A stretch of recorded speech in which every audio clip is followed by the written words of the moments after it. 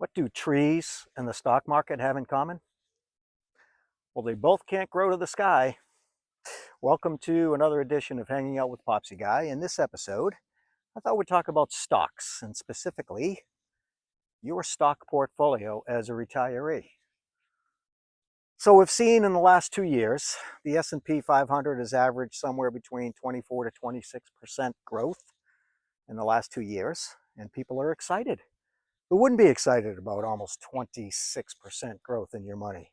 Look at how much more money you can spend on the things that you love, like traveling and going to see the grandkids and hanging out at the beach.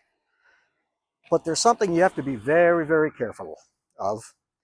This is why I wanted to give you kind of Popsy Guy's wisdom and experience on what you should be doing right now. Because trees don't grow to the sky and stock market prices don't continue to rise. Neither of those is true. But the one that's going to hurt you the most is not the tree that doesn't continue to grow to the sky. It's the stock that you own or the portfolio that you have that is laden heavily with stocks. All of a sudden, there's a panic. There's a downturn. There's a 20 or 30% drop in the value. Well, let me just tell you right now that you're a human being. I'm a human being. And when we see the value of our stuff, and in this case, the stock, the value of the asset in that portfolio, starts to go down, our reaction is not to, say, I don't know, let's buy more good stuff while it's on sale. No, most of us are going to say, hey, let's get out while the getting's good, and we sell. Well, there was a period in time going on almost 100 years ago, 1928, 1929, that most of us have heard about. Not many of us lived through, but we're not far from that same thing happening. Now, I'm not predicting a stock market crash. I'm not saying that the United States is headed for anything like the Depression of the late 30s, the late 20s, early 30s. What I'm saying is human beings have not changed. And the cause of that crash wasn't because of the economy, it was because of the emotions. When unsophisticated investors, who, if you study the Depression as I have, were leveraged to the hilt, in other words, they were borrowing money to buy stocks.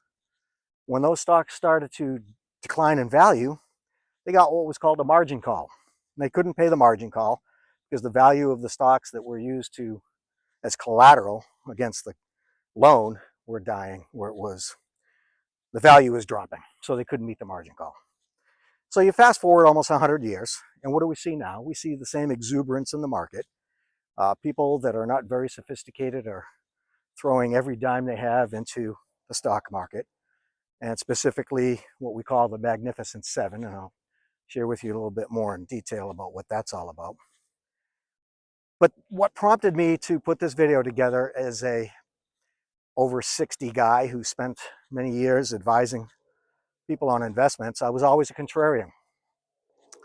Back in the late 90s, early 2000s, very much like what's happening today, it was called the dot-com era, right? If you remember that, everybody wanted all these stocks called Netscape and AOL and WorldCom.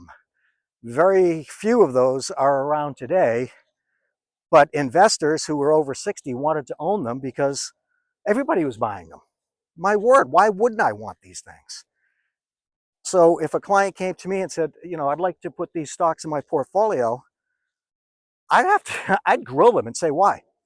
What is it about these particular stocks that have no revenue, that have no business plan, that are untested?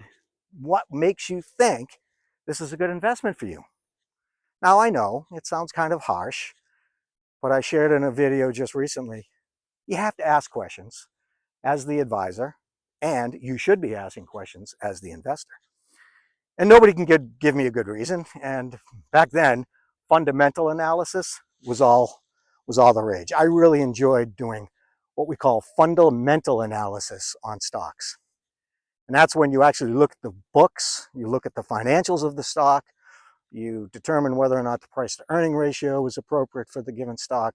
All that's out the window today. In 2025, it's all technical analysis. It's all trend. What is the trend of this stock? Can I buy it and then sell it? Doesn't matter what they make. Doesn't matter if they earn any money. Doesn't matter if the SEC is investigating. Can I get in while the getting's good and get out before everybody else? That's a fool's errand. But getting back to the 2000 era, I was very, very hesitant and very reticent. What's the word? Reticent. You know what the word I'm thinking is. I didn't want to do it. So I talked a lot of my clients into buying investments that would pay them to own them. Bonds, which were, nobody wanted bonds back then. Dividend paying stocks, preferred shares, things of that nature. Because I am, as you well know from previous videos, a fan of the way Warren Buffett invests his money. One of the things that's made Berkshire Hathaway so successful is he wants to own things that pay him to own them. And I'll share with you, I pulled some stats off of Berkshire Hathaway's portfolio, just some highlights to kind of give you an idea of what I'm talking about. So that's how I built portfolios way back then. And then when the dot-com bubble burst, my clients didn't get hurt. Now, I'm not bragging. I'm not saying they made millions of dollars. All I'm saying is this.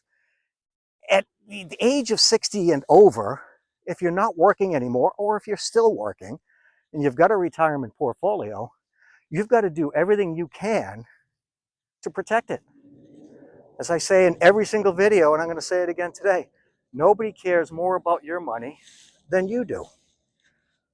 And so, if nothing else, you should probably carve this mantra into a sign, put it in your house, that says the return of your money is more important than the return on your money. So let's get back to what's happening today in 2025. So we just said that the S&P last 2 years, great years. Everybody's making money. Trees are growing to the sky. But there's a thing that you should understand. It's called the equity risk premium. Now, what does that mean?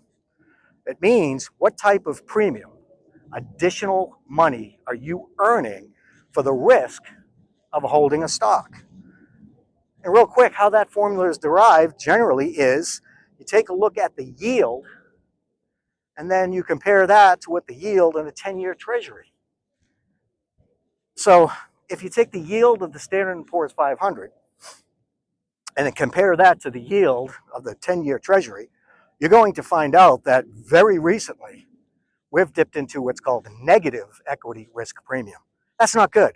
That means you're taking on extraordinary risk to own stocks versus taking the more conservative route of owning a 10-year treasury, which, by the way, is paying, depends on what the day is, somewhere in the mid-4s.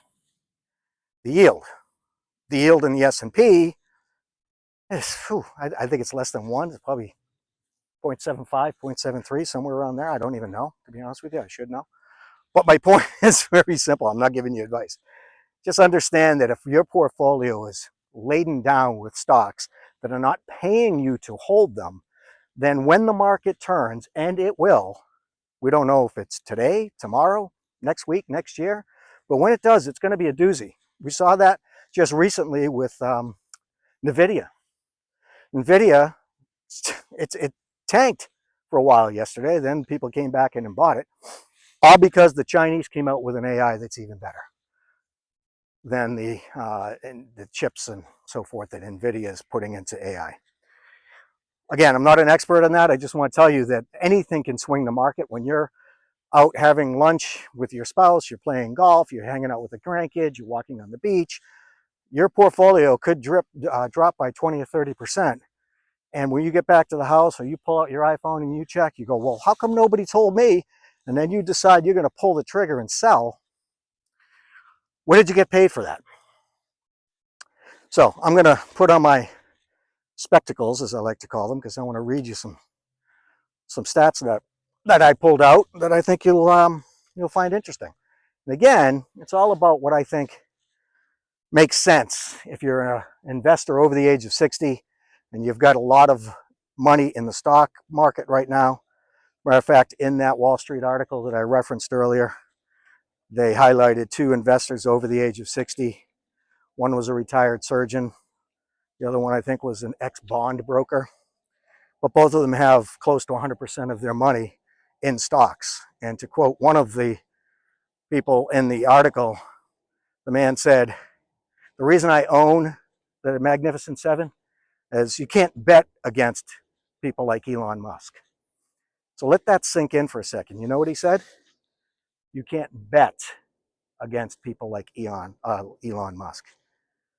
So is he betting, speculating, or is he investing? Speculating. He's speculating that a company like Tesla that has almost no dividend yield will continue to grow to the sky because Elon Musk is the richest man in the world, and man, everything he does turns to gold. So I'm going to put my money in that company until the day it doesn't, until the day that Tesla becomes what it was 10 years ago. Nobody wanted to touch it with a 10-foot pole. Now nobody that you talk to will admit to not owning Tesla.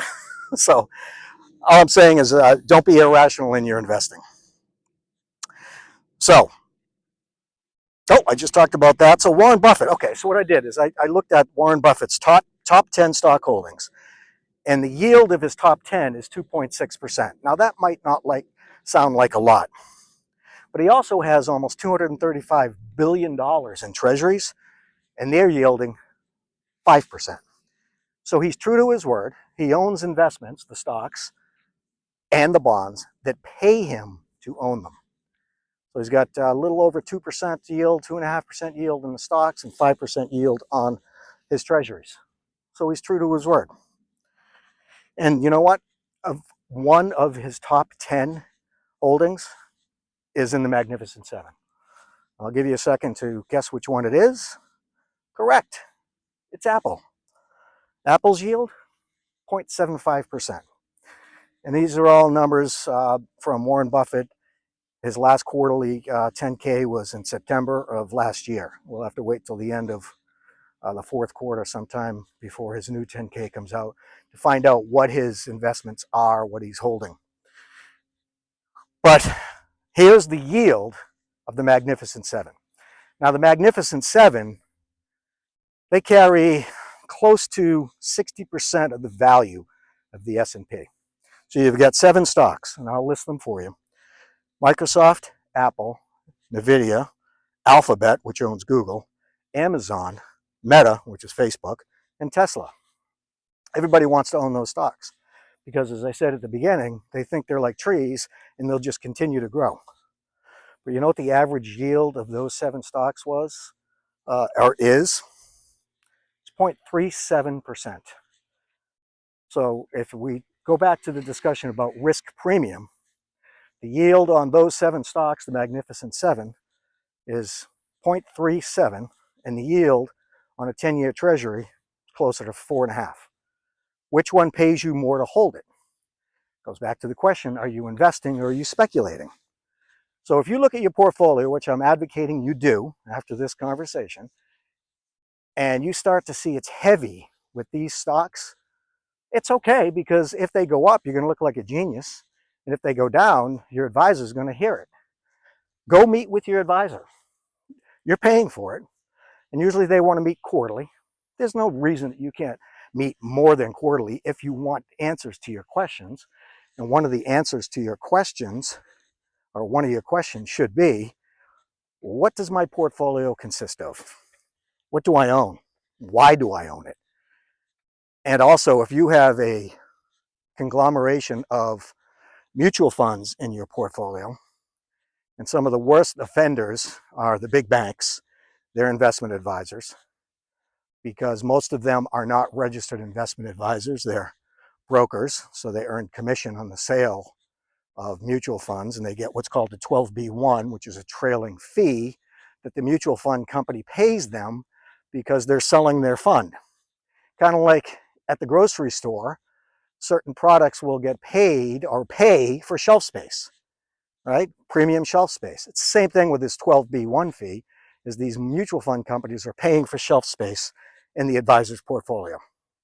You're not paying, I mean, they're not paying it, you're paying it. It comes right out of the expense ratios in your funds. But I digress. The reason I want you to sit down with your advisor and take a look at your portfolio, especially with the mutual funds, are to find out how heavily invested you are in these top 7 stocks, number one, how heavily invested you are in companies that are already duplicated or replicated in other mutual funds inside of your portfolio. So what you want to do, and write this down, is you want what's called an overlap report. What does that mean? Precisely what it says. How many of my investments own the exact same stock? And you will be blown away if they actually, number one, give you that report, at the duplication among different mutual funds that you own are now paying for that own the exact same stocks.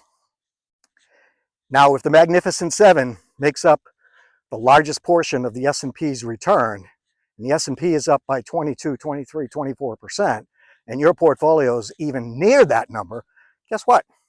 You own those 7 stocks. But how many times do you own them? Do you own them in an ETF? Do you own them in a unit trust? Do you own them in a mutual fund? Do you own them singularly in a brokerage account? You got to find out, because you're paying for it. You only need to own them once. You don't need to own Apple in 3 different platforms.